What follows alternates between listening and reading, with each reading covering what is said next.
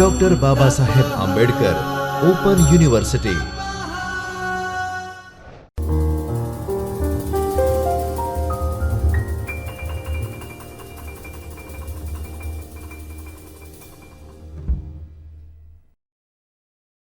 Welcome students.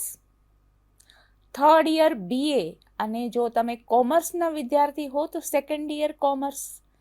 Doctor Baba Saheb Ambedkar open યુનિવર્સિટીના વિદ્યાર્થીઓને third year BA અને સેકન્ડ યર કોમર્સમાં સમગ્રલક્ષી અર્થશાસ્ત્ર પેપર આપેલું છે. જો તમે અધર યુનિવર્સિટીના સ્ટુડન્ટ્સ હો તો જ્યાં પણ તમારું મેક્રો ઇકોનોમિક્સ સમગ્રલક્ષી અર્થશાસ્ત્ર વિષય હોય ત્યાં તમને આ જરૂર લાગુ પડશે. પ્લસ જો તમે GPSC UPSC એવી સિવિલ સર્વિસીસની પરીક્ષાઓ આપતા હો, બીજી કોઈ પણ સ્પર્ધાત્મક પરીક્ષાઓ આપતા હો તો એના માટે આ પોઈન્ટ્સ ઘણું જ ઉપયોગી થાય તેમ છે. હવે સમગ્રલક્ષી એટલે કે આખા અર્થતંત્રને લાગુ પડે તેવું. તો સમગ્રલક્ષી અર્થશાસ્ત્રમાં જો બધાથી ઇમ્પોર્ટન્ટ મુદ્દો બનતો હોય તો તે છે ટ્રેડ સાયકલ્સ. ગુજરાતીમાં આપણે એને કઈ રીતે કરી શકીએ કે તો ટ્રેડ સાયકલ્સ, વ્યાપાર ચક્રો. વ્યાપાર ચક્રોમાંથી પણ હજી હું તમને એક પછી એક વર્ડ એક્સપ્લેન કરતી જાઉં કે ટ્રેડ, વ્યાપાર એટલે શું કે ખરીદી, વેચાણ, રાઈટ. સિમ્પલી આપણે જો ડિફાઇન કરીએ તો વેપાર એટલે કે ખરીદ અને વેચાણ, અને ચક્ર એટલે કે જે ચક્રીયપણે કંઈક બનતું હોય એ ફરીથી આવતું હોય એવું. તો વ્યાપાર ચક્રોની ઘટના આપણા માટે સમગ્રલક્ષી અર્થશાસ્ત્રમાં ઘણી જ મહત્વની બને છે, કારણ કે મોટાભાગના બીજા બધા જ જે આર્થિક ઘટનાઓ છે એ વ્યાપાર ચક્રોથી અસર પામે છે.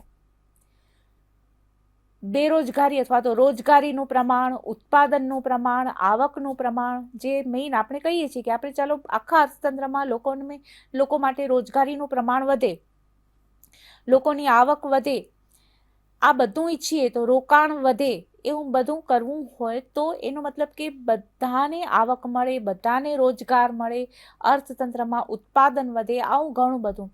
અને પ્લીઝન્ટ એટમોસ્ફિયર હોય અર્થતંત્રનું. પણ ક્યારેક એવું બને છે કે અમુક અર્થતંત્રમાં એવી કોઈક એવું પરિબળ આવી જતું હોય છે કે એના કારણે અર્થતંત્રમાં ઉત્પાદનમાં ઘટાડો થાય છે, માંગમાં ઘટાડો થાય છે, રોજગારી ઘટે છે, આવક ઘટે છે. તો આ બધું ઘટતું જાય છે.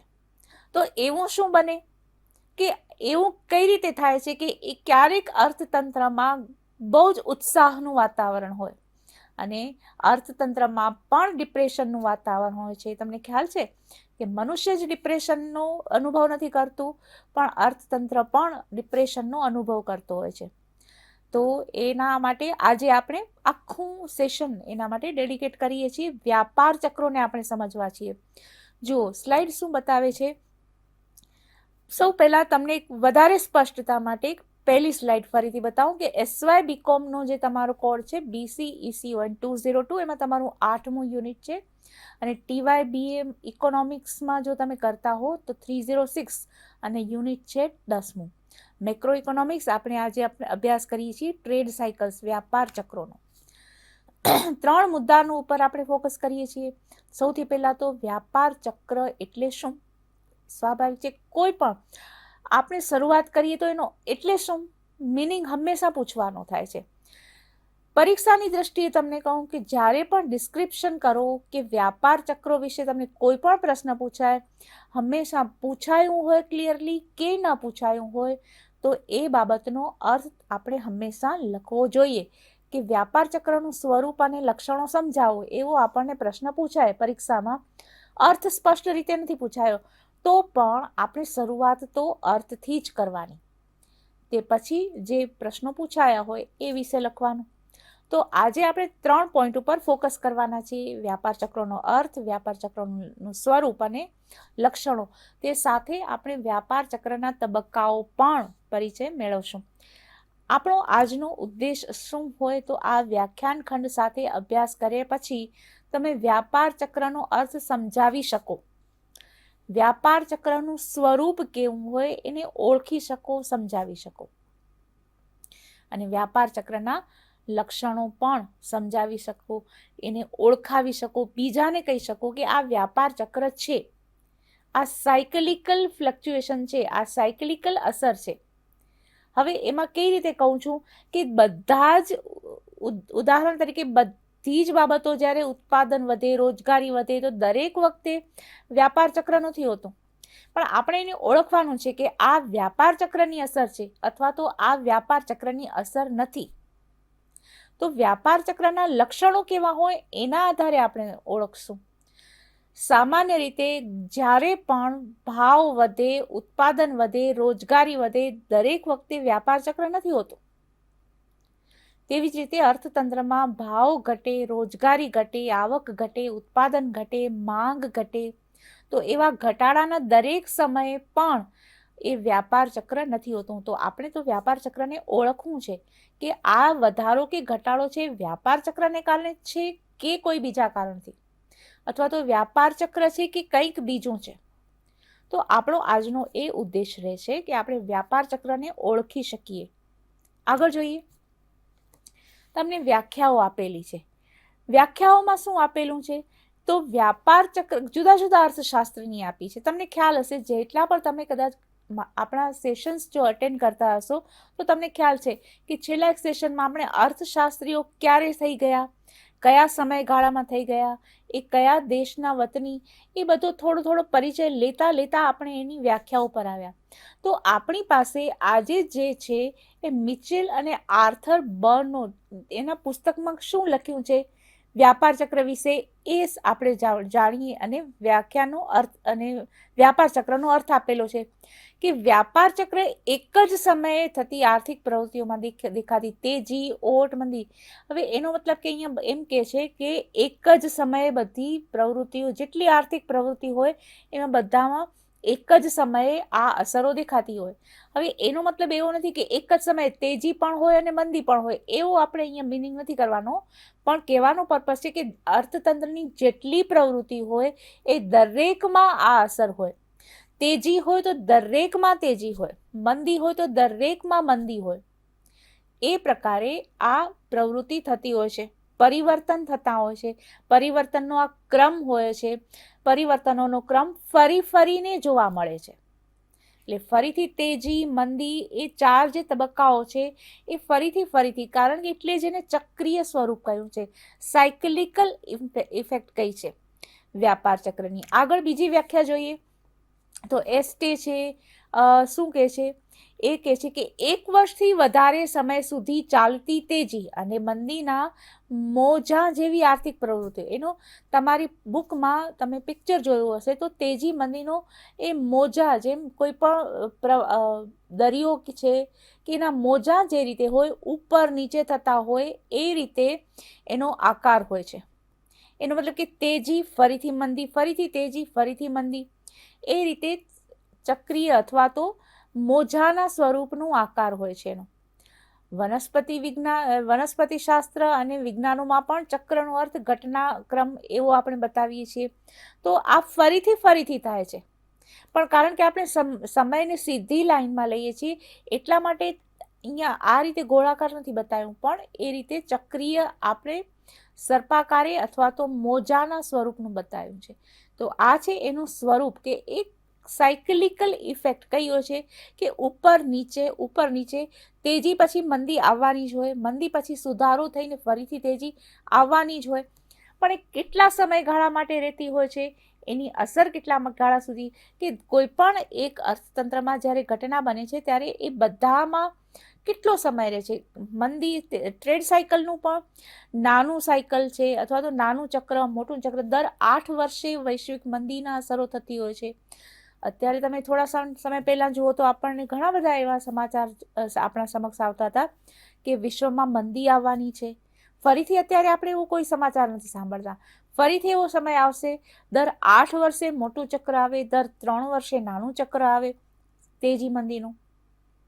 તો સાયકલિકલ ઇમ્પેક્ટ હોય જ છે.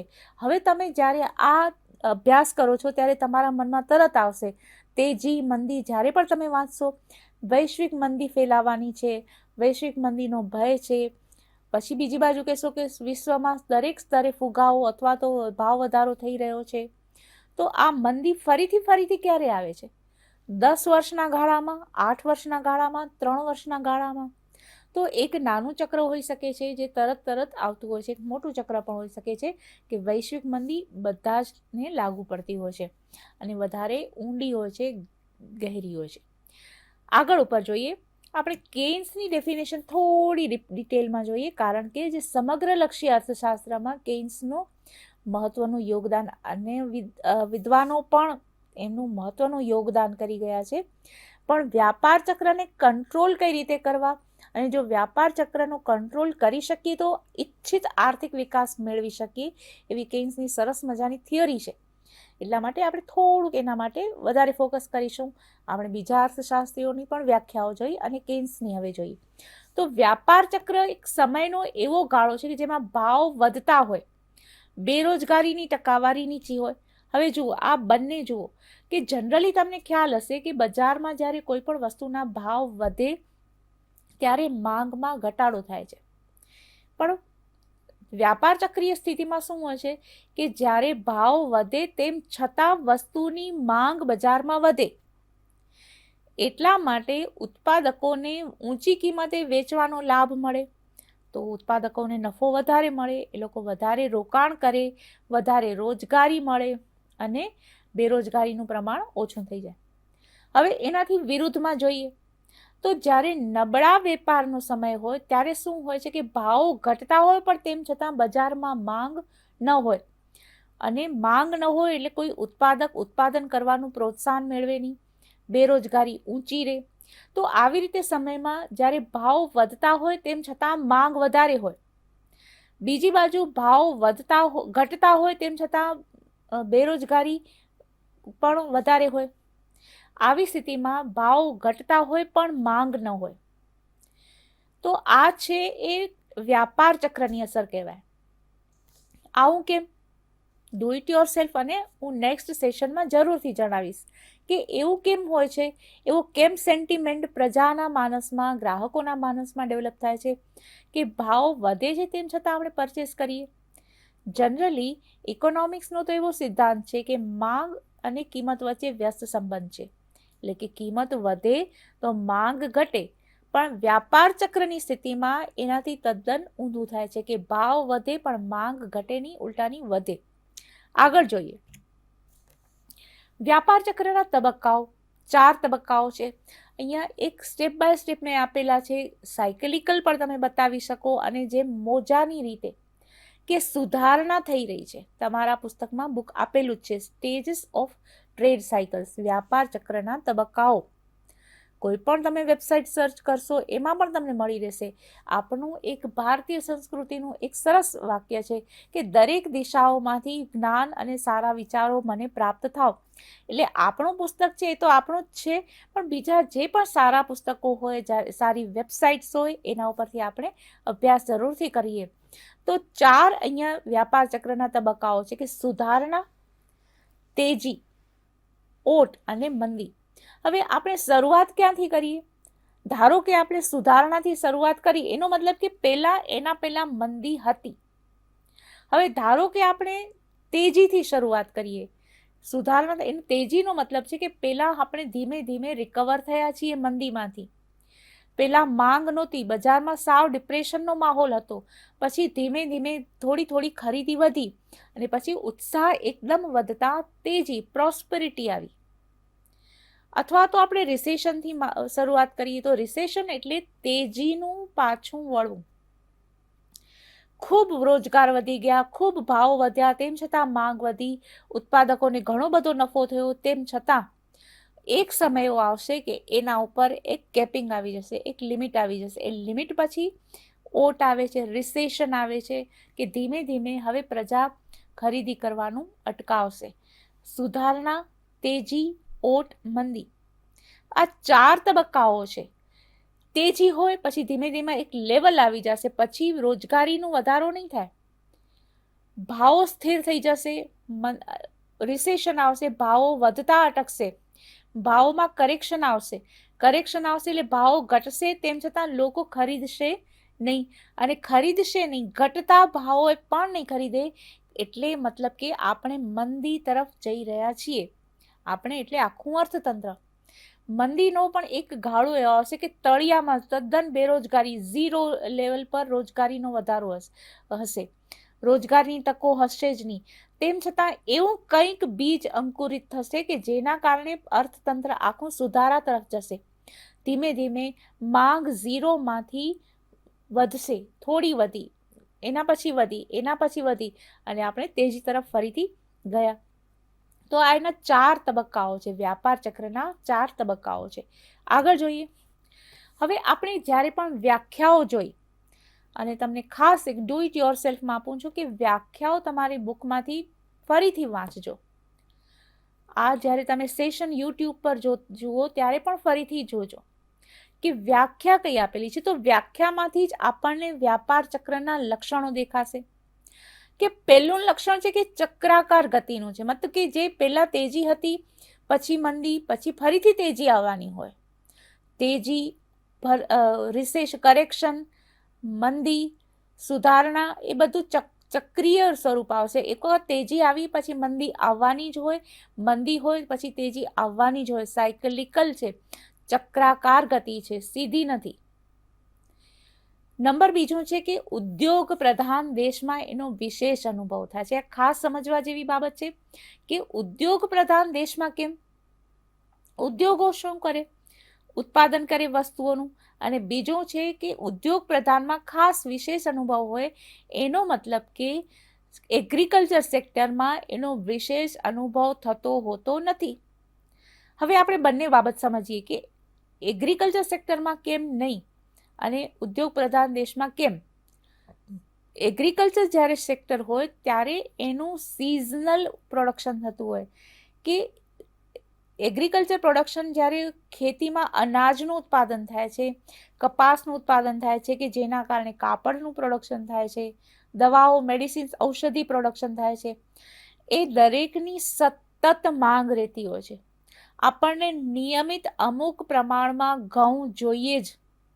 દરેક વ્યક્તિને અમુક પ્રમાણમાં નિયમિત શાકભાજી જોઈએ જ.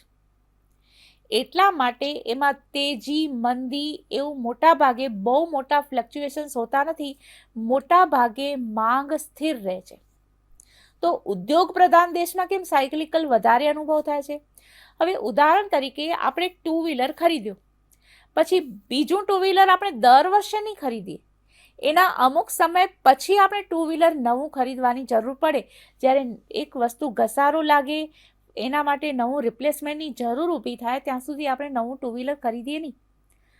તેવી જ બાબતે તમે બીજા બધા ઔદ્યોગિક ઉત્પાદનની કલ્પના કરો. આપણે ઘરમાં રેફ્રિજરેટર કેટલા સમય પછી રોજ લઈએ છીએ? આપણને દર વર્ષે રેફ્રિજરેટરની જરૂર નથી પડતી, પણ આપણે દર વર્ષે મગ અને ઘઉંની જરૂર પડે છે. આપણને દરરોજ શાકભાજીની જરૂર પડે છે. એમાં ફ્રીજમાં જે રાખીએ છીએ, ફ્રીજ દર વખતે નવું નથી હોતું, પણ એમાં શાકભાજી નવા હોય છે. એનો મતલબ કે એગ્રીકલ્ચર સેક્ટરમાં મોટા પ્રમાણમાં માંગમાં વધારો ઘટાડો નથી થતો. ઇન્ડસ્ટ્રીયલ સેક્ટરમાં દરરોજ કોઈ વ્યક્તિ છે એ ટકાઉ ઉત્પાદન ખરીદવાની જરૂર રહેતી નથી. એટલા માટે એક સમય એવો આવે છે કે દરેક મોટા ભાગે બધાએ રેફ્રિજરેટર અને 2 વ્હીલર ખરીદી લીધા છે, મોબાઈલ ફોન ખરીદી લીધો છે. તો હવે થોડાક સમય પછી એની માંગ સ્થિર થઈ જશે. નવી માંગ નહીં હોય. પછી એ ખરીદીઓને જ્યારે ઘસારો લાગશે, મોબાઈલ ફોનનો ટચ સ્ક્રીન ખરાબ થઈ જાય, અથવા તો સ્પીકર ખરાબ થઈ જાય ઘણો બધા યુઝ કર્યા પછી, અથવા તો બેટરીનો ચાર્જિંગ પ્રોબ્લેમ ઊભો થાય. 2 વ્હીલરમાં પણ ચર્ચા કરીએ તેવી રીતે અન્ય કોઈ પણ વસ્તુમાં જ્યારે ઘસારો લાગે તે પછી આપણે નવી વસ્તુ લઈએ છીએ, પણ એના માટે અમુક સમયગાળો હોય છે. તો દરરોજ જે વસ્તુ નથી જોતી. ફરીથી આપણે નવો મોબાઈલ ખરીદશું, નવું 2 વ્હીલર ખરીદશું, બજારમાં તેજી આવશે, દુકાનવાળા ઉત્સાહમાં આવી જશે. તો એટલા માટે ફરીથી આપણે હવે મોબાઈલ બધાએ ખરીદી લીધા, તો ફરીથી એની ડિમાન્ડ ઘટી જશે. ઇન્ડસ્ટ્રીયલ પ્રોડક્શન જ્યાં પણ થાય છે એમાં આ રીતે ઘણા બધા લોકોએ ખરીદ્યું, વળી ખરીદી બંધ કરી, ઘણા બધા લોકોએ ખરીદી બંધ કરી, પણ એક સમય પછી ફરીથી નવું ફ્રીજ, નવું મોબાઈલ ખરીદવાની જરૂર ઊભી થઈ. એટલે ફરીથી મંદીમાંથી આપણે બહાર તો આવશું જ. બીજી બાજુ જે એગ્રીકલ્ચર પ્રોડક્શન છે એમાં સતત પ્રોડક્શન થતું રહે છે. નંબર 2, આ જે સ્વયં એક સમાન આકારો છે કે દરેક, આ નંબર 3 એક સમાન આકારો છે કે જેટલા સમય માટે મંદીનો ગાળો રહેતો હોય એટલા જ સમય માટે એ તેજીનો પણ ગાળો રહેતો હોય, એટલો જ સમય એને સુધારણા તરફ જવામાં પણ લાગતો હોય. દાખલા તરીકે 3 વર્ષનો ગાળો હોય, 2.5 વર્ષનો ગાળો હોય, 4 મહિનાનો ગાળો હોય, કંઈ પણ એનો આકાર એક સમાન હોય છે. આ વિકસિત તબક્કાઓ છે એ સ્વયં વિકસિત હોય છે. જાતે જ ફુગાવો થાય, જાતે જ તેજી અને મંદી થાય.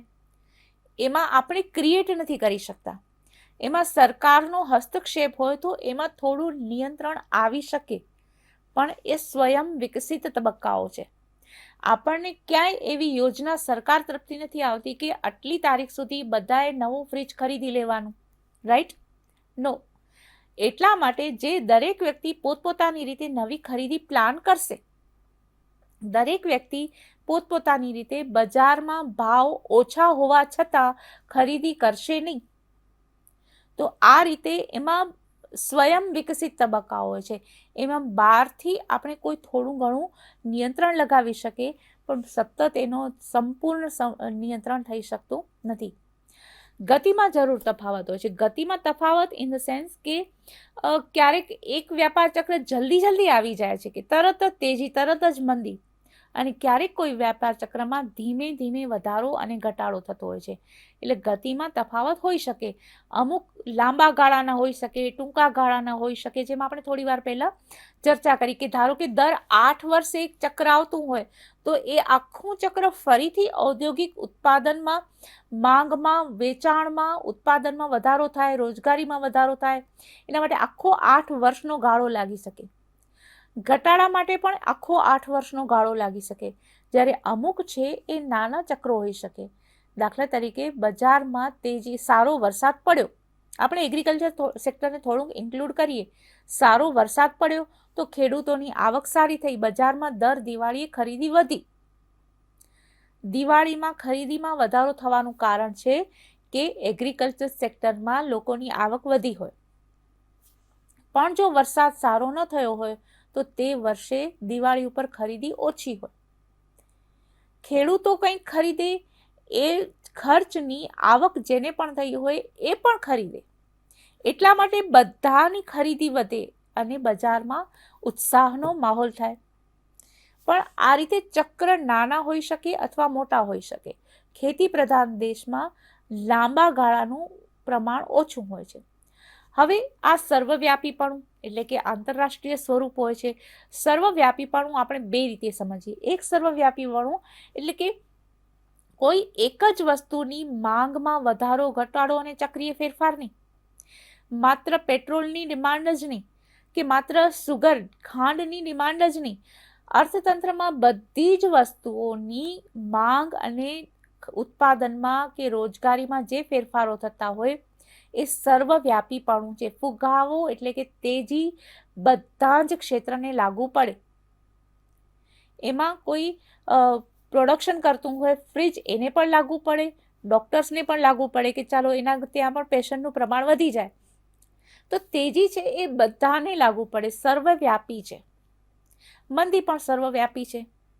જ્યારે કોઈ વ્યક્તિ કંઈ ખરીદી ન કરે તો ડોક્ટર્સને ત્યાં પણ કદાચ પેશન્ટ ઓછા આવતા હોય એવું બની શકે. બીજું આનું આપણે સર્વવ્યાપીપણું સમજીએ, આંતરરાષ્ટ્રીય સ્વરૂપ છે. એટલે જ તો આપણે ઘણી બધી ચર્ચામાં હોય છે કે અમેરિકામાં મંદીના ભણકારા, તો આપણે ભારતમાં કેમ ચિંતા કરવાની? વિશ્વના બીજા દેશોમાં કોઈ પણ ફેરફાર થાય તો ભારતમાં કેમ એની અસર થાય?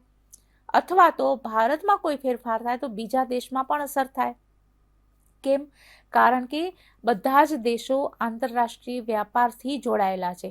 આપણે કાચો માલ ખરીદતા અથવા વેચતા હોઈએ, આપણે તૈયાર પ્રોડક્ટ ખરીદતા અથવા વેચતા હોઈએ, તો ભારતમાંથી જે વસ્તુ અમેરિકામાં નિકાસ થાય છે, પણ અમેરિકામાં મંદી છે એટલે ભારતની વસ્તુ ખરીદશે નહીં, તો અમેરિકામાં મંદી છે એટલે ભારતમાં પણ આવશે, રાઈટ? એટલે આ આંતરરાષ્ટ્રીય સ્વરૂપનું પ્રશ્ન છે.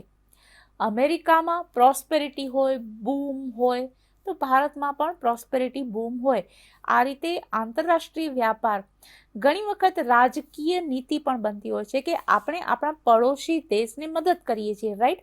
આપણે નેપાળને કદાચ મદદ કરતા હોઈએ, બાંગ્લાદેશની મદદ કરતા હોઈએ, એનો પાછળનો પણ પર્પઝ આ જ હોય છે કે આપણો પડોશી દેશ જો સારી રીતે આર્થિક વિકાસ કરશે તો એનો આપણને પણ લાભ થશે. તો આંતરરાષ્ટ્રીય સ્વરૂપ આ હોય છે.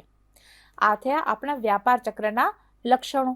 તો આજે તમે જે અભ્યાસ કર્યો એ છે વ્યાપાર ચક્રનો અર્થ, એના લક્ષણો, અને આગળ જોઈએ તો વ્યાપાર ચક્રનું સ્વરૂપ, એની મોસમી અસરો છે, સિઝનલ ફેરફાર થાય છે.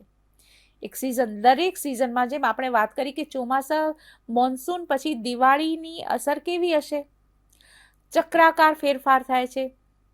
એટલે કે ફરીથી દિવાળી તો આવવાની જ છે, અથવા તો ફરીથી કદાચ દર 3 વર્ષે કે 5 વર્ષે કે 8 વર્ષે ઇન્ડસ્ટ્રીયલ પ્રોડક્ટની ડિમાન્ડ તો વધવાની છે. બધાએ સરસ નવા કપડાં ખરીદી લીધા તો કમસે કમ 2 વર્ષ કે 1 વર્ષ એને નહીં ખરીદવા પડે, પણ જ્યારે ફરીથી ખરીદવા પડશે ત્યારે બજારમાં તેજી આવશે. હવે સામાન્ય રીતે ઘણી બધી વાર આપણે બજારમાં, કાપડ બજારમાં તેજી તો રોજ જોઈએ, કારણ કે દરેકનું ચક્ર અલગ અલગ હોઈ શકે. એક વ્યક્તિએ દિવાળી ઉપર ખરીદી કરી હોય, બીજી વ્યક્તિ અથવા બીજો પરિવાર છે ક્રિસમસ પર ખરીદી કરતો હોય, ત્રીજો પરિવાર છે એના ઘરમાં મેરેજની સિઝન હોય, પ્રસંગ હોય ત્યારે ખરીદી કરતો હોય, તો દરેકની સાયકલ અલગ અલગ હોય. આ ચક્રાકાર ફેરફાર થતો હોય. કેટલાક આકસ્મિક ફેરફારો થતા હોય છે. આકસ્મિક કઈ રીતે? કે અચાનક જ કોઈક, આપણે લેટેસ્ટ હમણાં જે થોડા સમય પહેલા વૈશ્વિક બીમારીનું પ્રમાણ જોયું તો દરેક આખા અર્થતંત્ર ઉપર એની અસર પડે. અથવા તો કોઈ આકસ્મિક ઘટના, ભૂકંપ આવતો હોય, પૂર આવતું હોય કે કંઈ પણ, તો એની આકસ્મિક ઘટના હોય તો એની પણ અસર હોય. યુદ્ધ થાય એની પણ કદાચ આકસ્મિક અસર હોય. તો આ બધી આકસ્મિક ઘટનાઓ છે. પણ અમુક વખતે આપણે ચક્રાકાર છે, મોસમી હોય, એનો અંદાજ પહેલેથી લગાવી શકીએ કે યસ, હવે 7મું વર્ષ ચાલે છે, 8મા વર્ષ પછી મહામંદી આવવાની છે, તો એના કારણે આપણે પ્રિપેર્ડ રહી શકીએ. દર 3 વર્ષે એક નાનું ચક્ર હોય છે, એ આપણે ધ્યાનમાં હોય. પણ જ્યારે અમુક આકસ્મિક ફેરફારો થવાના હોય કે અચાનક જ મહામારી આવી ગઈ, અચાનક જ કુદરતી ઘટના બની ગઈ, આપત્તિ આવી ગઈ, તો એ આકસ્મિક અસર હોય. સાર્વત્રિક તો હોય જ. લાંબા ગાળાના વલણ હોય કે ટ્રેન્ડ છે, આ લાંબા ગાળા સુધી તેજી ચાલશે, લાંબા ગાળા સુધી મંદી ચાલશે, તો આ લાંબા ગાળાના વલણો પણ હોય. તો તેજી, મંદી, તેજી હોય પણ એના ઉપર એક લિમિટ આવી જાય, ધીમે ધીમે કરેક્શન, સુધારો થાય, ભાવો ઘટે. મંદી હોય, નિરુત્સાહનું વાતાવરણ હોય અને ડિપ્રેશનનું વાતાવરણ હોય, તેમ છતાં તેમાંથી સુધારો, કરેક્શન થાય, ભાવ વધે, માંગ વધે, રોજગારી વધે. તો લાંબા ગાળાના આ વલણો થયા. તો તમે જ્યારે પણ મને સંપર્ક કરવા ઈચ્છો ત્યારે ફરીથી કરી શકો. મારા 2 ઈમેલ આઈડી ચોક્કસ નોંધી લો, kruti.chhaya@baou.edu.in, અને તમારે .ઓછા યાદ રાખવા હોય તો economics@baou.edu.in. કોઈ પણ જગ્યાએ તમે મને જરૂરથી ઈમેલ કરો, હું તમને ફરીથી રિપ્લાય પણ આપીશ અને તમારા જવાબની પણ રાહ જોઈશ. Have a nice time ahead. Thank you. स्वाध्यायः परः